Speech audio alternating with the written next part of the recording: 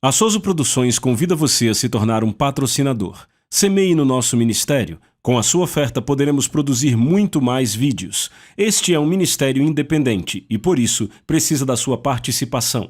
Inscreva-se no canal e compartilhe os vídeos. Seja um multiplicador desta visão.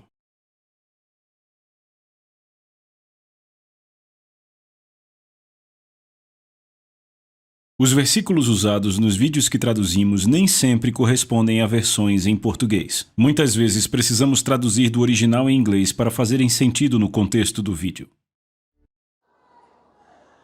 Diga: eu estou vivo para Deus. Era disso que Abraão sabia. Ele sabia sobre a realidade do reino, que dominava sobre o reino dos sentidos. Ele sabia sobre isso. Quando Ló escolheu Sodoma, o vale de Sodoma, Abraão não se importou com aquilo. Ele não se importou. Por quê? Porque ele tinha o espírito da fé. Ele tinha o espírito da fé, podia ver o que outros não podiam. Tudo que Ló conseguia ver era o verde do vale, mas não via o futuro. Mas Abraão viu o futuro. Aleluia! Como isso acabou? Abraão acabou grande. Ló acabou numa caverna.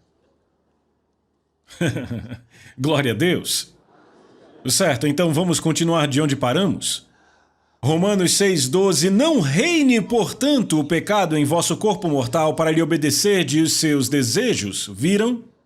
Ele disse então: ei, você está vivo para Deus? Você pode impedir que o pecado reine em seu corpo? Viram isso? Você pode. O cristão... Há apenas duas coisas que fazem um cristão pecar. E você quer saber, não é? Você está pronto para ouvir? Há apenas duas coisas que fazem um cristão pecar.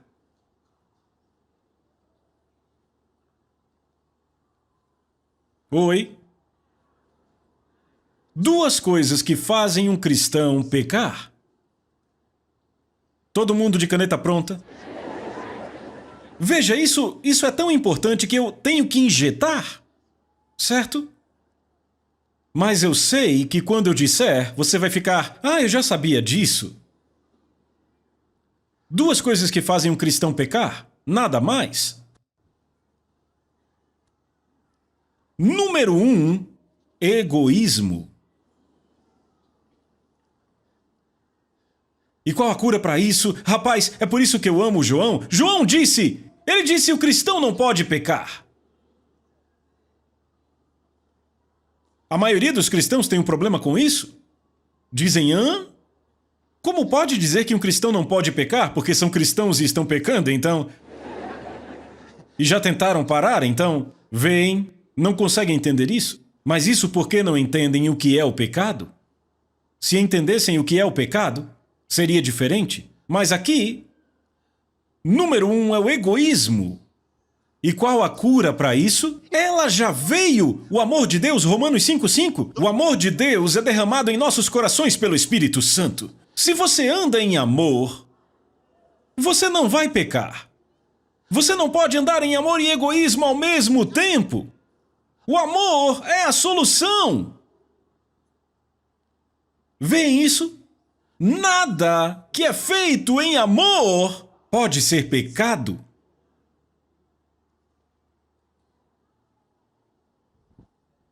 Há uma diferença entre o amor humano e o amor de Deus. Agape, o amor de Deus, e Phileo, amor fraternal. Não é a mesma coisa?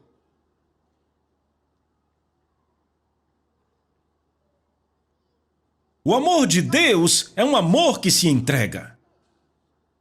O amor de Deus é uma exteriorização de Deus através de você. Cheio de compaixão. Oh, glória a Deus, glória a Deus, glória a Deus. Cheio de compaixão. É a expressão do próprio Cristo. A Bíblia diz: Deus é amor. Aquele que não ama não conhece a Deus, pois Deus é amor. Sabe, eu digo a você, quando você está cheio do amor, nesses últimos 2 anos, temos pregado sobre a plenitude de Deus, certo? E quando você está tão cheio de Deus, isso sai pelos seus olhos, o amor de Deus, um amor líquido, fluindo de você. Sim, é isso que Deus quer. É isso que Deus quer. Você não pode andar em amor e pecar ao mesmo tempo. Nada que vem do amor pode ser pecado. Segunda coisa que faz com que o homem peque.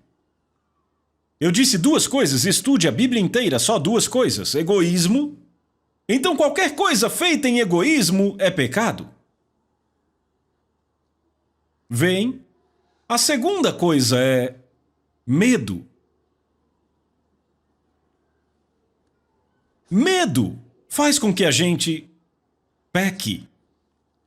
Mesmo quando você está fazendo certo, o medo pode te fazer pecar. Eu vou te dar um exemplo. Você está ouvindo?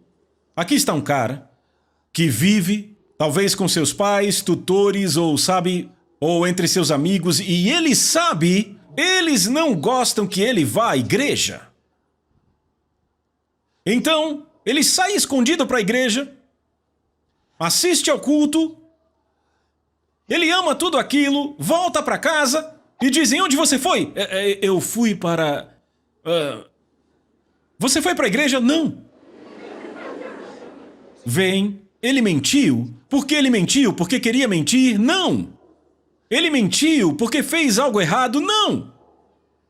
Ele mentiu não porque fez algo errado, mas vejam, na mente daquelas outras pessoas é errado. E se ele tivesse dito que foi à igreja, o que na mente delas está errado, ele teria problemas. Então, por medo delas, ele diz: eu não fui para a igreja. Veem isso? O que causou o pecado? Medo. E quando você estuda a Bíblia o tempo todo, do Velho Testamento ao Novo, todo o tempo, quando Deus apareceu, quando Ele enviou um anjo, trazendo uma mensagem para alguém, a primeira coisa: não temas. Deus nunca quer que tenhamos medo. Porque o medo faz com que vivamos uma vida que é menos do que Deus quer que vivamos. Porque, sabe, temos medo de pessoas, temos medo do que vão pensar sobre nós. Temos medo do que podem dizer a nosso respeito. Temos medo de que possam nos deixar de lado. Temos medo porque a gente quer ser identificado com eles. E eles nem nos querem. E não sabemos disso. E aí entramos em luta com dor pesadamente só para sermos identificados com eles. E dizemos todo tipo de coisa, fazemos todo tipo de coisa só para sermos aceitos. Porque temos medo. Você não precisa ter medo. E sabe, eu amo o que Paulo diz, que Deus em breve porá Satanás por estrado dos seus pés, sabe? Ele estava olhando para isso do ponto de vista do esforço que as pessoas têm que fazer. Ele diz: não se preocupe, tudo em breve ficará bem. Você fica com medo de que vão te expulsar da casa. Se te expulsarem, para onde você vai? Vê, por que você tem medo? Se te expulsarem, para onde você será enviado? Mas entenda, você está crescendo, sua fé está aumentando, e Deus sabe o que você está passando. Sua fé está aumentando. Um dia, Ele te deixará tão forte, e você terá a ousadia de encarar qualquer um. Aleluia! Aleluia! Deus é misericordioso assim. Você está entendendo? Agora, quando você engana alguém, quando rouba dinheiro de alguém, não é por causa do medo, por causa do egoísmo, cobiça. Cobiça é egoísmo. E entenda, egoísmo é pura falta de fé. Você não confia em Deus. Você tem medo. Não se esqueça, a Bíblia diz que tudo aquilo que não provém de fé é pecado. Então você junta essas duas coisas, amor e fé. Se você anda em amor e vive pela fé, você não pode pecar. Nada do que você faz pode ser pecado. Andando em amor e vivendo pela fé, é impossível pecar nesta condição. Veja, eu não estou dizendo que outras pessoas não dirão que o que você fez foi errado. Porque esta é a forma como elas entendem. Elas gostam de te acusar com suas próprias mentes. Mas afinal, o que é que Deus diz? Isso é o que importa. Você ainda está aí? O que Deus diz é o que importa. Oh, glória a Deus, glória, glória, glória, glória. Só mais um ponto, só mais um ponto. Você ainda está aqui? Agora, versículo... Lemos Romanos 6, 12, certo? Certo, leiam o verso 13 para mim. Nem tampouco apresenteis os vossos membros como instrumentos de iniquidade ao pecado, mas apresentai-vos a Deus como os que são vivos dentre mortos e os vossos membros como instrumentos de justiça a Deus. Pelo amor de Deus, o que vocês estão lendo?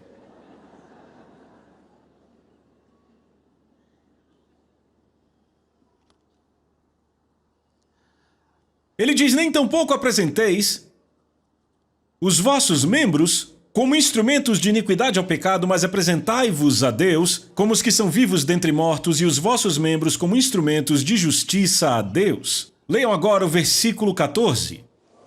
Porque o pecado não terá domínio sobre vós, pois não estáis debaixo da lei, mas debaixo da graça. Porque o pecado não terá domínio sobre vós. Glória a Deus. Oh, obrigado, Senhor Jesus. Isso é maravilhoso. Ele está falando de nos apresentarmos a Deus? Preste atenção, apresentar-se a Deus. Apresentar-se a Deus. Apresentai-vos a Deus como os que são vivos. Você viu isso? Como os que são vivos dentre mortos? Veja, não podemos dar a Deus o que Ele não escolheu. Ei, lembre disso. Não podemos dar a Deus o que Ele não escolheu. Ele diz para nós nos apresentarmos a Ele, nos apresentarmos.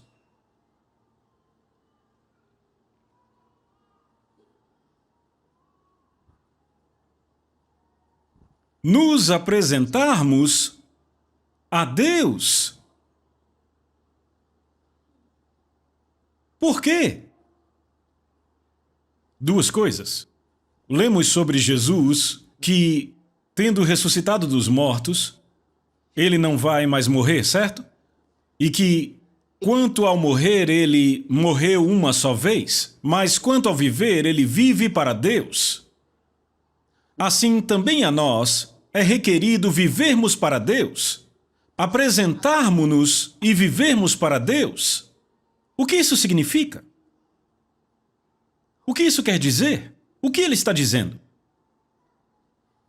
1 Coríntios capítulo 6.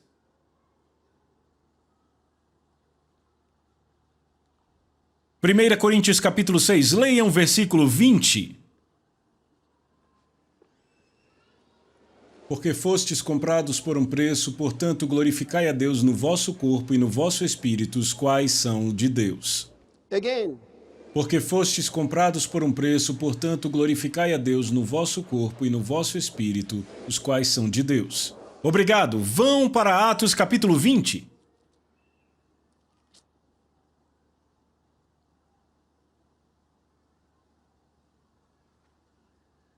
Versículo 28. Tenham cuidado, pois, de vós mesmos e de todo o rebanho, sobre o qual o Espírito Santo os constituiu bispo, para alimentardes a igreja de Deus que ele adquiriu com seu próprio sangue. Isto é sério. No versículo 20 do capítulo 6 de 1 Coríntios que vocês leram, ele diz, porque fostes comprados por um preço? Ouçam.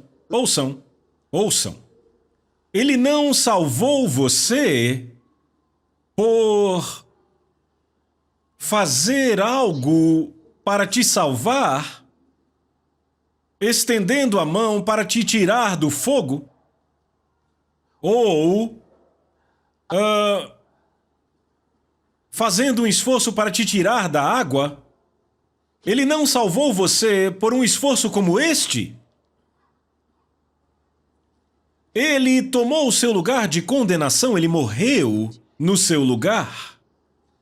Eu quero que você entenda, a salvação de Cristo não foi ele ter feito algo para te tirar do pecado. Ele não fez algo para te tirar do pecado. Diga a alguém, Deus não fez algo para te tirar do pecado. Diga, não foi para te tirar do pecado. Ele morreu no seu lugar de pecado. Bom, seu lugar de condenação. Precisamos entender isto. Precisamos compreender isto. O homem, na verdade, morreu por mim, no meu lugar. E então eu descobri sobre isto e eu aceitei a nova vida que ele dá. E quando fiz isso, eu fui transportado do domínio das trevas para o reino do Filho do amor de Deus. Oh, glória a Deus! E eu me tornei uma nova criação. Glória a Deus! Você ainda está aí? Agora, isso é muito, muito importante. Estamos falando de consagração cristã. Ele nos diz, vós fostes comprados por um preço. Comprados. Eu quero que você entenda isso, comprados. E aí você leu em Atos 20 e 28 sobre a igreja, certo? O rebanho de Deus que ele adquiriu. Não são sinônimos? Ele te comprou, ele te adquiriu. Ouçam, irmãos e irmãs, você não é de si mesmo. Se ninguém nunca te disse antes, eu estou dizendo agora. Você tem que ouvir, você não pertence a si mesmo. Quando você se junta a um exército, eles dizem a você que você não pertence mais à sua família. Os americanos se envolveram numa guerra no Iraque de grandes proporções. E muitas famílias americanas enviaram seus filhos e filhas para as trincheiras, porque eles não puderam simplesmente dizer, querido, volte para casa, desista do exército. Eles não renunciam ao exército, irmão. Quando você se junta ao exército, você não renuncia. Ninguém te contou, ninguém renuncia ao exército. Você nunca renuncia ao exército. Não é como entrar numa empresa em algum lugar e dizer, não gostei desse chefe, vou entregar o cargo. Não acredito nessa guerra, vou para casa. Não. Não funciona desse jeito. Você não renuncia ao exército. Se não dispensarem você, você não pode ir embora. Só há duas formas de deixar o exército: ser dispensado ou morrer. Você não pode, ouça, você não se aposenta do exército. Você não prepara documentação para aposentadoria. Ou eles te põem na reserva, ou você tem que morrer para sair do exército. Não há outro jeito.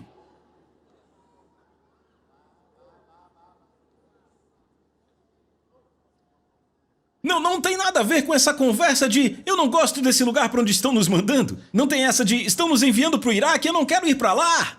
Afeganistão, eu não vou. Sim, você vai. Por quê? Porque quando você assinou naquela linha pontilhada, quando você pôs o seu nome ali, você deixou de ser seu e da sua família. Você se tornou uma propriedade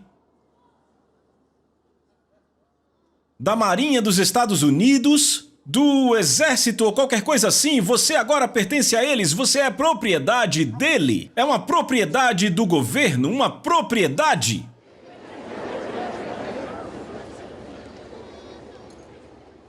Você me ouviu? Você não pode ir para casa. Isto é a sua casa. Você se juntou ao exército, isso é a sua casa. Então beijinho na mamãe e no papai, ouça, foi uma sentença de morte. Eu morrerei pelo meu país se preciso for, você assinou. Não dá para voltar? Ah, eu quero mudar esse negócio. Sabe aquela coisa que eu assinei outro dia? Sabe, faz 3 anos eu quero consertar. Não há reconsiderações. Ele te comprou com preço. Ele, Jesus, te comprou com preço. Ouçam, para mim, isso não é, como eles dizem, assustador. Não. É a coisa mais maravilhosa.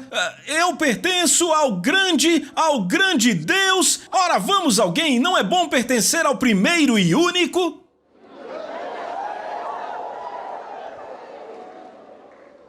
O primeiro e único. Ninguém pode ser igual a Jesus. Paulo escrevia cartas e dizia, Paulo, um fiel escravo de Jesus Cristo. A conotação no grego é um escravo em amor, ou seja, eu sou um escravo dele, mas estou fazendo isso em amor. Um escravo em amor.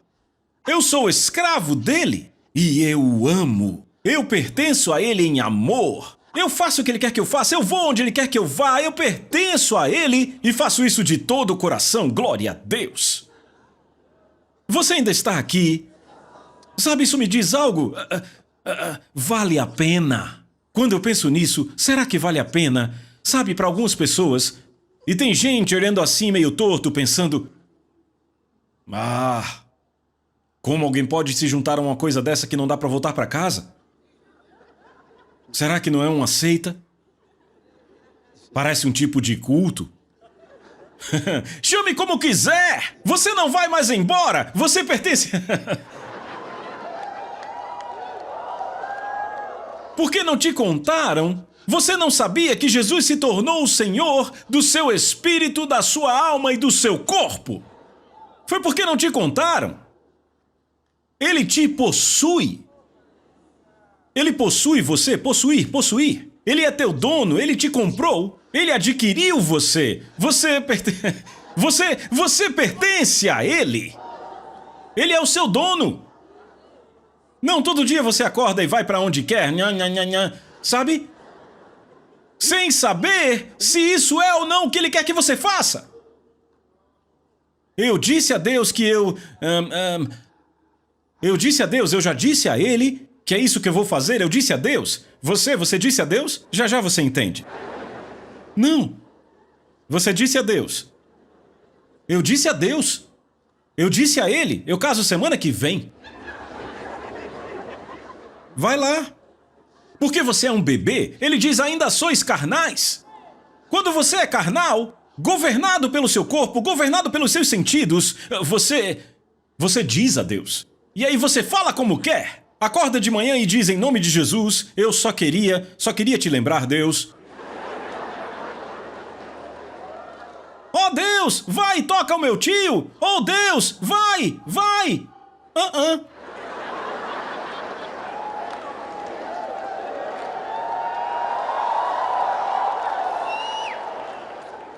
Isso quer dizer que você não o conhece. Significa que você não o conhece. Como foi que Jacó o chamou? O temor de Isaque. Jacó o chamou de o temor de Isaque. Você entende? Você sabe quem ele é.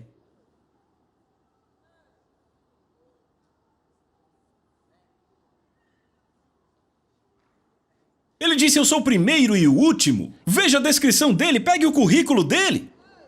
Para ver se você entende.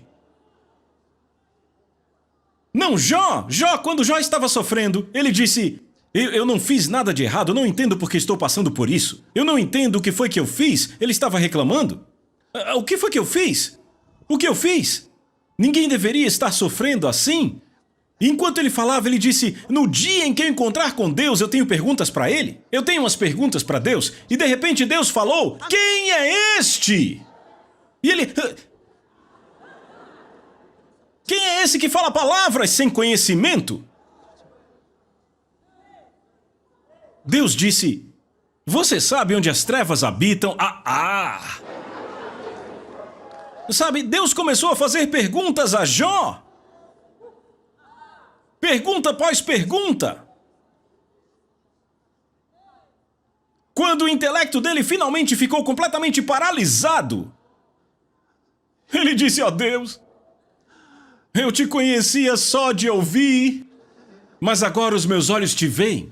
Por isso me abomino e me arrependo no pó e na cinza, sim. Ele não sabia com quem estava falando. Alguém diz: não importa o que acontece, quando eu encontrar com Deus vou fazer umas perguntas. Quando você ouvir, sua boca vai...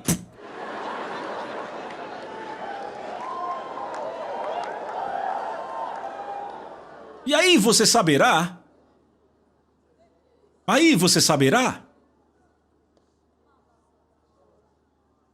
Aleluia! Ele é o primeiro e o último. O Alfa e o Ômega. O princípio e o fim. Aleluia! Ele é grande assim. Ele é o único que pode se descrever desta forma. Jesus disse: eu sou o caminho, a verdade e a vida. A vida. A essência. Ele disse: ninguém vem ao Pai senão por mim. Ele é grande assim. Grande assim. Agora, ele quer que nós vivamos para ele. A pergunta é: ele vale a pena? Será que ele vale a pena? Será que ele vale a pena?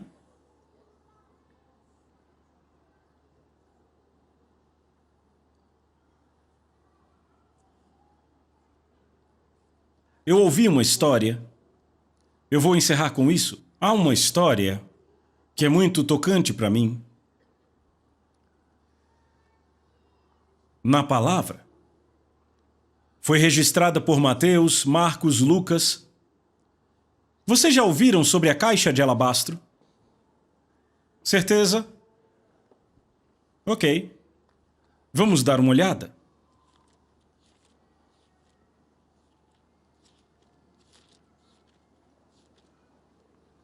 Essa é uma das histórias mais maravilhosas.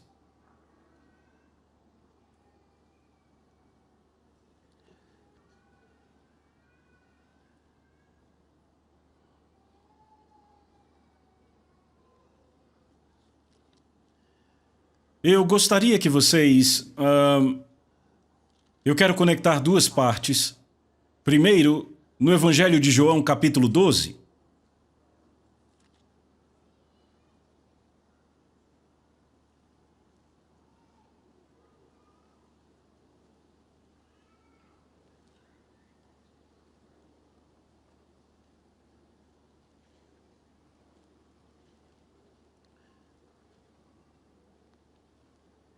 Evangelho de João, capítulo 12.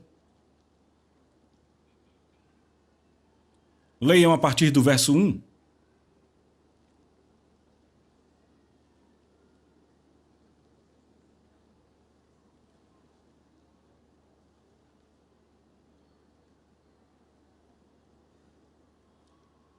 Leiam a partir do verso 1. Evangelho de João, capítulo 12. Leiam.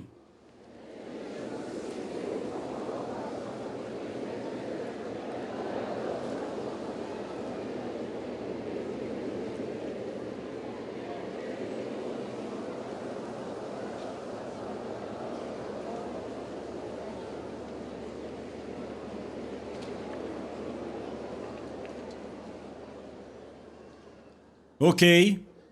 Eu só queria trazer o contexto. Você entendeu o contexto? Certo. Ele diz, a partir do verso 3... Então Maria, tomando uma libra de unguento de nardo puro, caríssimo, repita comigo, caríssimo, ungiu os pés de Jesus e limpou os pés com seus cabelos, e a casa se encheu com o cheiro do unguento.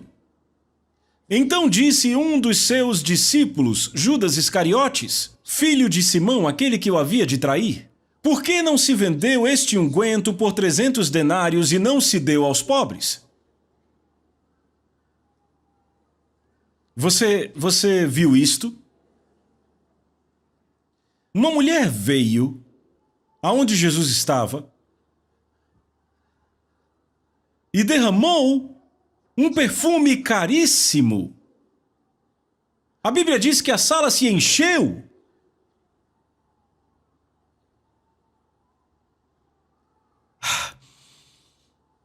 Judas disse: eu conheço esse perfume, é um perfume caro, hein? Judas era muito sociável. Ele disse: por que essa coisa não foi vendida? Ele sabia o valor. Mateus capítulo 26.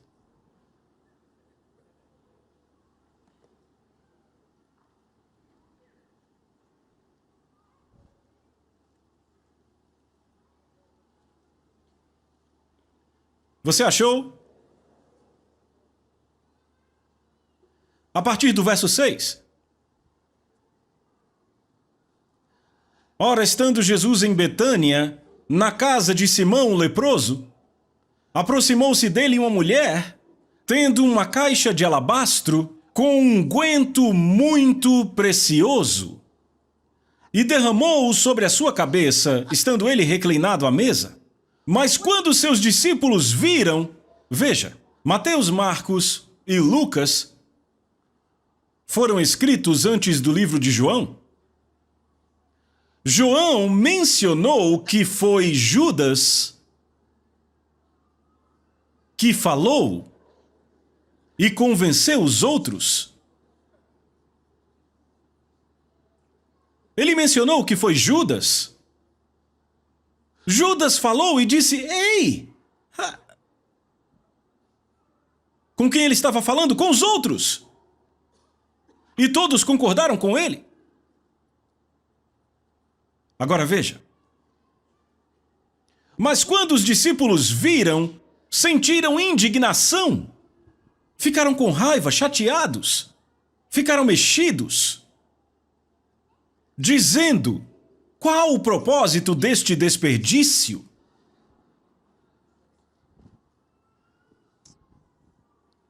Sabe, à medida que eu estudo as Escrituras, eu percebo que as pessoas hoje são iguais às do tempo de Jesus. Não são diferentes.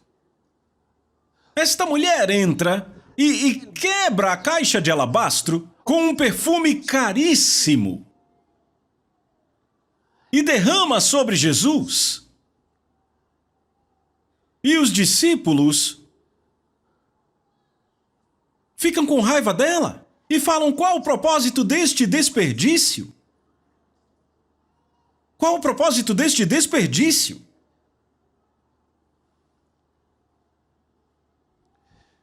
Vamos ler. Verso 9. Pois poderíamos ter vendido este unguento por muito e dado aos pobres. Pare aí.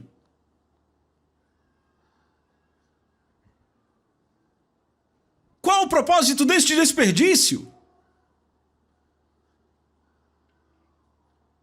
Para Jesus? Então quem é Jesus? Esta é a pergunta. Quanto ele vale? Essa é a pergunta. Quem é Jesus? Evidentemente, não o conheciam. Quem é Jesus? Então, derramar aquela coisa sobre Jesus era um desperdício? Disseram: qual o propósito deste desperdício? Desperdício? Disseram: poderíamos ter. Não era deles. Pertencia àquela mulher. Qual o propósito deste desperdício? Poderíamos ter vendido por muito. Outro escritor diz: por 300 denários. Era muito caro. E daríamos o dinheiro aos pobres? João explica melhor para nós. Isso foi dito não porque tivesse cuidado dos pobres, mas porque era ladrão e, tendo a bolsa, tirava o que se lançava nela. Vamos deixar isso para outro dia. É verdade. Primeiro eu vou falar desse tema aqui. Então, derramar aquele perfume sobre Jesus era um desperdício. Um desperdício. Foi desperdiçado. Um desperdício. Deveríamos dar o dinheiro aos pobres. Foi um desperdício. O que é que Jesus vale? Eu acho que essa é uma questão fundamental. O que ele vale? Quem é ele? Aquilo foi um desperdício. Um desperdício é um investimento que vale muito mais do que o necessário. Quando você dá mais do que o valor da coisa, você diz foi desperdiçado.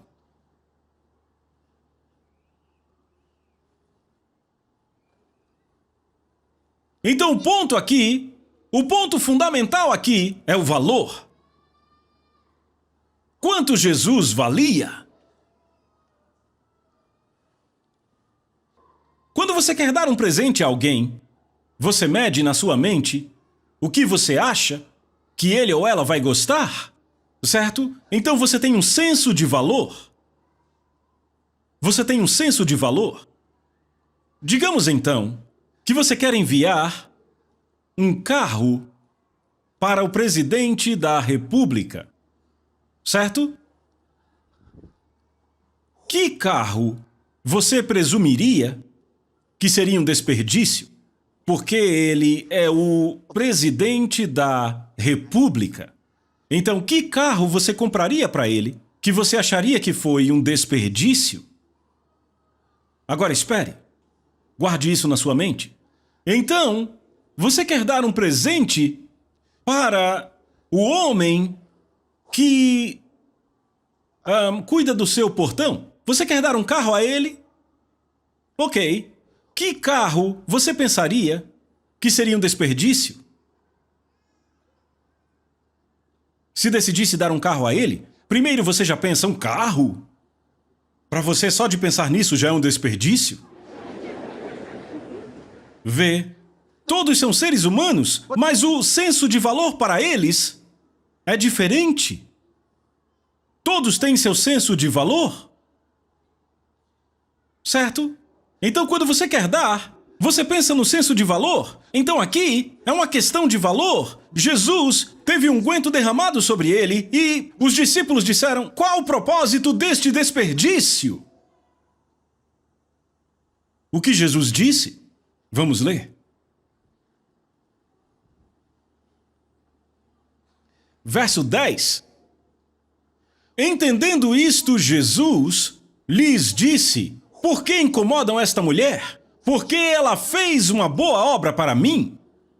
Resposta de Jesus. Jesus disse o que ela fez foi bom? Por que a incomodam?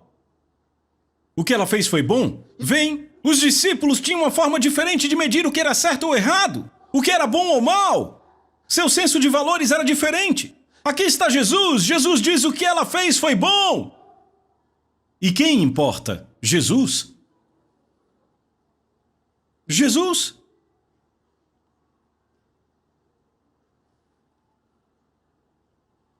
Porquanto tendes os pobres sempre convosco, mas a mim nem sempre tendes. Viram isso? Isso é bem instrutivo. Ele diz, tendes os pobres sempre convosco. Vamos marcar isso aí. Eu vou falar disso outro dia. Tendes os pobres sempre convosco, mas a mim nem sempre tendes. Pois derramando ela este unguento sobre o meu corpo, ela o fez para o meu sepultamento. Na verdade, eu vos digo, onde quer que este evangelho seja pregado, em todo o mundo, também será contado o que esta mulher fez para memória dela.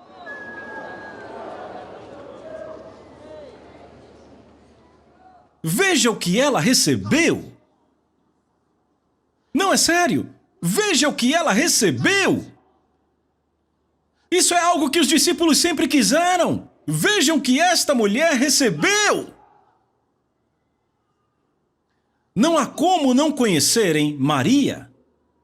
Mesmo que não saibam dizer todos os nomes dos discípulos de Jesus, todos conhecem Maria.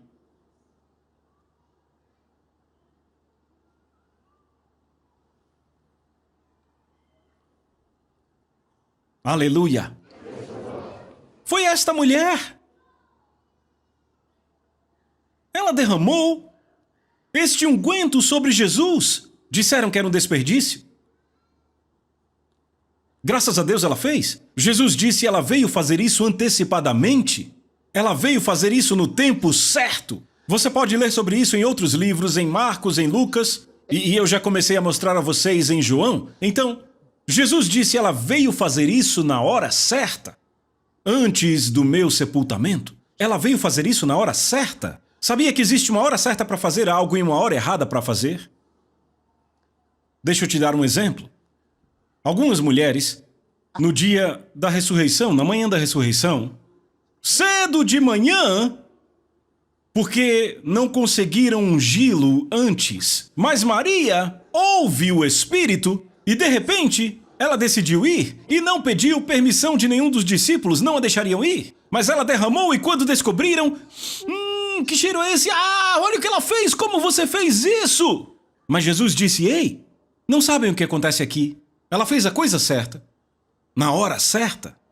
As outras mulheres que tinham o mesmo entendimento que deveriam ungir este Jesus, derramar o que elas tinham, os seus ungüentos sobre Jesus, mas não fizeram na hora certa? E adivinhem, elas conseguiram fazer? Não, nunca conseguiram fazer. Apenas aquela Maria conseguiu fazer. Ninguém mais conseguiu perfumá-lo. Quando chegaram à sepultura, ele não estava mais. Nunca mais conseguiram fazer. Vale a pena fazer a coisa certa, na hora certa? Elas nunca conseguiram. Sabe, tem pessoas que até são chamadas no ministério. Deixa eu falar um pouco sobre isso. São chamadas para o ministério. E por alguma razão não entram, porque querem ir atrás de outra coisa primeiro. Querem buscar outra coisa primeiro. E aí mais tarde, elas voltariam e fariam para Deus. Mas então, será que elas têm a chance? Para a maioria, não. Não. Vale a pena conhecer a voz de Deus quando Ele fala. Vale a pena conhecer. Alguém disse, ouvi falar que você se formou em engenharia e você agora está trabalhando com essa coisa de ministério? Sei lá, alguma coisa relacionada com tempo integral? Sim. Que desperdício é esse? São os mesmos, não mudaram. Na cabeça deles é um desperdício. Um desperdício? Para algumas pessoas, você está lá servindo a Deus e pensam, você poderia ter ido melhor? Sabe quantas vezes esses cantores já ouviram o diabo dizendo a eles, ei, você poderia ser melhor lá fora? Se cantasse essas músicas lá fora, ia fazer muito dinheiro? Porque quando você canta aqui, não te pagam para isso, só levantam a mão e dizem obrigado, Jesus. Então que desperdício é esse? Alguém diz, eu estou desperdiçando meu talento aqui. Sério? É mesmo? Talvez. Pode ser. Depende de com quem você se parece, com Jesus ou com aqueles discípulos sem a mente renovada, tentados por Judas Iscariotes.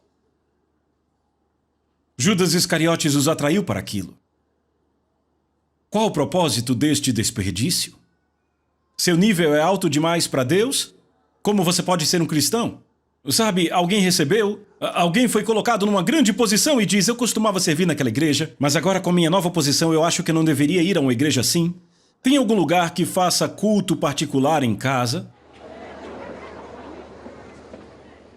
Ir à igreja é um desperdício? É demais? Como você vai à igreja sendo tão grande assim? Porque agora você é o rei da cocada. Você é grande demais agora, como vai para a igreja? Porque você recebeu uma alta posição, agora a igreja tem que vir à sua casa. Tornou-se um desperdício para você ir? Qual o propósito desse desperdício? Porque você acha que indo para lá você vai ter que levar seus assessores, sua comitiva, como todo mundo vai com você? São quase 15 pessoas, como 15 pessoas vão juntas? E são de igrejas diferentes, então como fazemos? Ok, dá para trazer a igreja para minha casa? Eu estou falando com você agora. Mude seus caminhos. Mude seus caminhos. Qual o propósito desse desperdício? Você já deu a Deus e ouviu essa mesma voz, que era um desperdício? Um desperdício? Um pastor me disse uma vez que disseram a ele, ele perguntou à pessoa, você não dá seus dízimos? Ele disse, pastor, você sabe quanto que dá? Mas você deve dar seus dízimos? Ele disse, se eu der o dinheiro, você não saberá o que fazer com ele.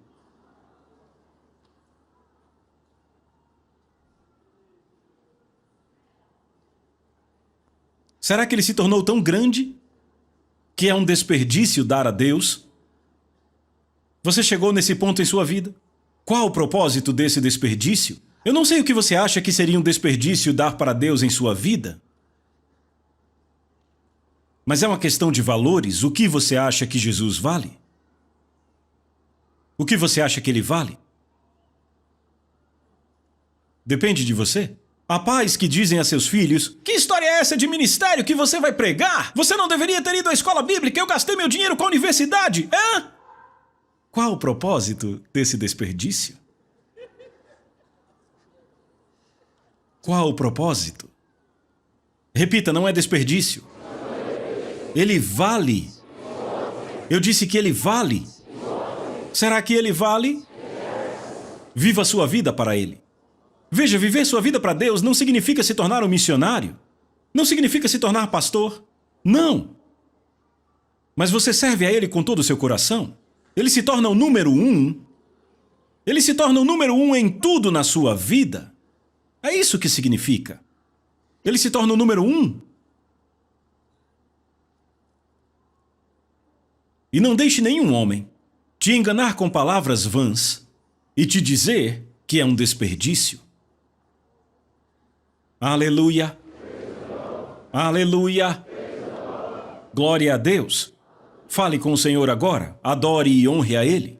A Soso Produções convida você a se tornar um patrocinador. Semeie no nosso ministério. Com a sua oferta poderemos produzir muito mais vídeos. Este é um ministério independente e, por isso, precisa da sua participação. Inscreva-se no canal e compartilhe os vídeos. Seja um multiplicador desta visão.